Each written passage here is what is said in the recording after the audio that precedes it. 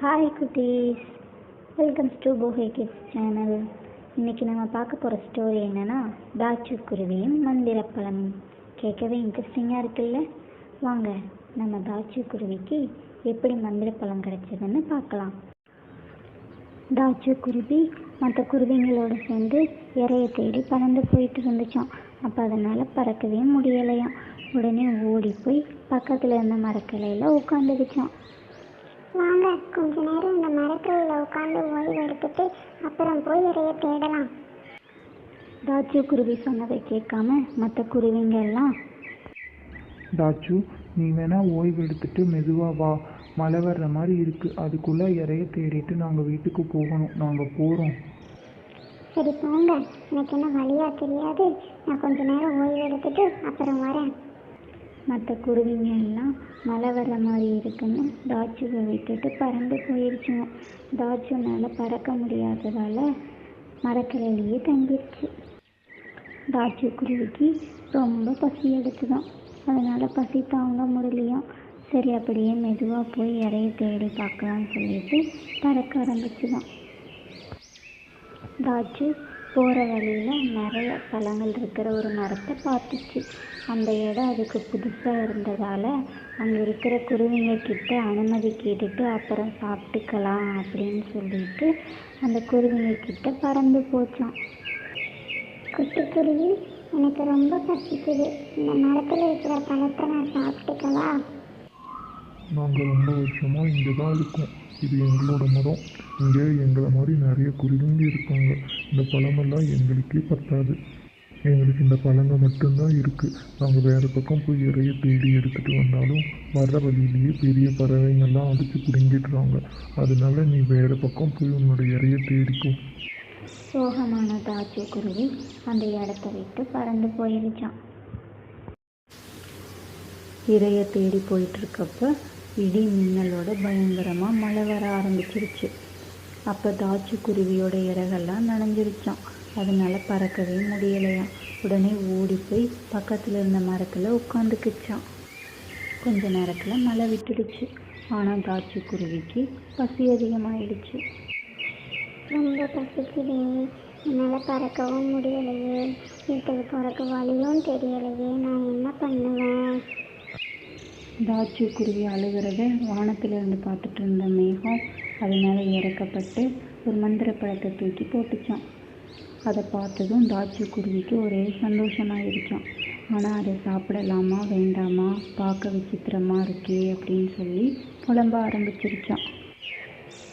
இந்த பழத்தை பார்க்க ரொம்ப விசித்திரமாக இருக்குது, இதை சாப்பிடலாமா கூடாதா? உடனே அந்த மந்திர பழம் பேச ஆரம்பிச்சிருச்சு. தாச்சு குருவி, நான் தான் மந்திரப்பழம், நீ அழுகிறத பார்த்துட்டு மேகம்தான் என்னை கீழே தூக்கி போட்டுச்சு, உனக்கு ரொம்ப பசியாக இருந்தால் நீ என்னை சாப்பிடலாம், நீ என்னை சாப்பிட்டீன்னா அடுத்த 1 மாதத்துக்கு உனக்கு பசியே இருக்காது, அப்படி இல்லைன்னா 3 நாள் நதியிலேருந்து எனக்கு தண்ணி கொண்டு வந்து கொடுத்தா நான் மரமாக வளர்ந்துருவேன், வருஷத்தில் எல்லா நாளும் உனக்கு பலன் தருவேன், நீ இறைய தேடி எங்கேயும் அலைய வேண்டியதே இருக்காது. ஆனால் ஒரு நிபந்தனை இருக்குது, அது என்னென்னா நீ தண்ணியை நதியிலிருந்து மட்டும்தான் எடுக்கணும், தேங்கி இருக்கிற குளத்துலேருந்து எடுக்கக்கூடாது. அது மட்டும் இல்லை, போகிற வழியில் உனக்கு நிறைய தடங்கள் வரும், அது எல்லாத்தையும் சமாளித்து நீ தண்ணியை எடுத்துகிட்டு வரணும், புரிஞ்சுதா? சரி மந்திரப்பழமே, நான் எல்லா தடங்களையும் சமாளித்து உனக்கு நதியிலிருந்தே தண்ணி கொண்டு வரேன். தாச்சு குருவி சரின்னு சொல்லிட்டு நதியை தேடி பறக்க ஆரம்பிச்சது.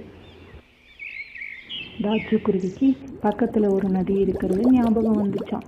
உடனே அந்த நதியை நோக்கி பறந்து போய் அந்த நதிக்கரையில் போய் உட்காந்து தன்னோட அழகால தண்ணியை எடுத்து பானையை நிரப்பிச்சான். பானையை நிரப்பினதுக்கப்புறம் இந்த பானையை எடுத்துட்டு மந்திர பழத்தை நோக்கி பறந்து போச்சான். நதியிலிருந்து எடுத்துட்டு வந்த தண்ணியை மந்திர பழத்துக்கிட்ட கொடுத்துச்சு.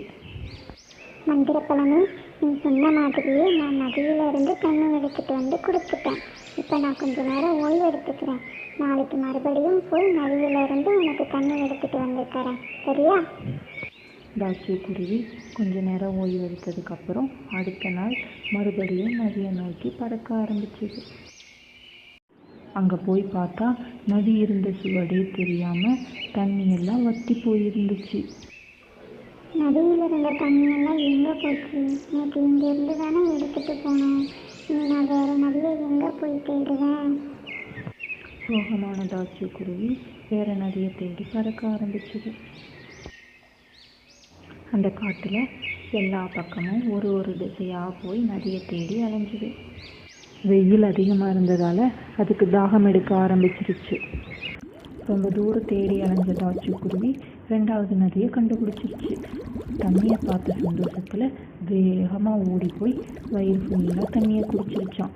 தண்ணியை குடிச்சிட்டு அதுக்கப்புறம் அந்த பானையில் மந்திர பழத்துக்காக தண்ணியை நிரப்ப ஆரம்பிச்சிது. தண்ணியை நிரப்பிட்டு பானையை எடுத்துட்டு மந்திர பழத்தை நோக்கி பறக்க ஆரம்பிச்சிச்சு. தாச்சு குருவி மந்திர பழத்துக்கிட்ட போய் தண்ணியை கொடுத்துச்சு.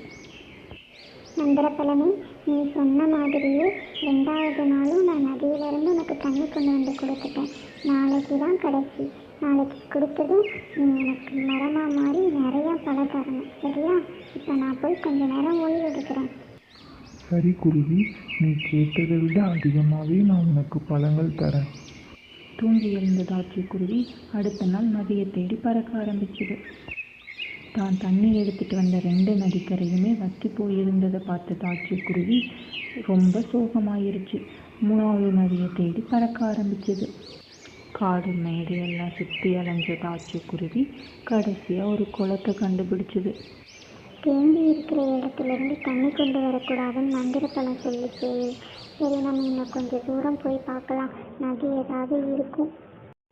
தூரத்தில் நதியில் தண்ணி ஓடுற சத்தம் தாச்சு குருவிக்கு கேட்டுச்சு. உடனே வேகமாக பறந்து நதிக்கிட்டு போச்சு. ஆனால் அங்கே நிறைய முதலைங்க இருக்கிறத பார்த்து தாச்சு குருவி பயந்து போயிடுச்சு. வேகமாக ஓடி போய் மரக்கிளையில் உட்காந்துக்கிச்சான்.